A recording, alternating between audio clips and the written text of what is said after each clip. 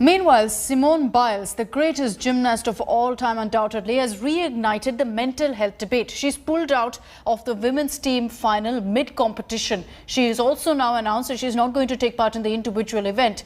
After her mistimed vault bagged a very low score, Biles withdrew, citing mental health concerns. Simone Biles, the most decorated gymnast in history, defies gravity like a superhuman.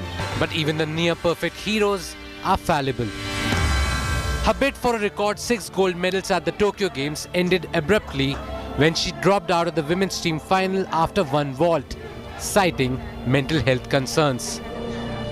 The entire event had turned on its head in an instant when the 24-year-old, the world and Olympic all-around champion, completely mistimed her opening vault to earn a low score of 13.766. It was a stunning and disappointing start to the Olympics for the US women, who were expected to dominate the final as they had not been beaten in a major team competition since 2010. She watched as the United States surrendered their title to the Russian Olympic Committee team.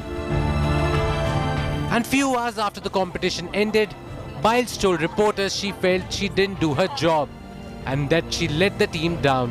Her guilt was palpable.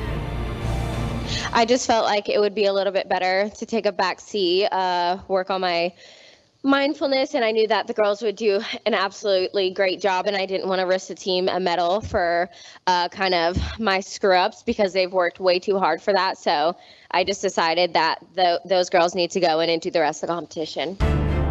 But the Americans' bid to become the greatest female Olympian of all time with 10 golds was over. And perhaps the constant pressure and scrutiny is what is bogging her down. There is uncertainty over her further participation at Tokyo 2020. And as Biles said, she will take it one day at a time. We're going to take it a day at a time. I know tomorrow that we have a half day, or at least the morning off. So it'll be a good mental rest, and so we'll take it from there.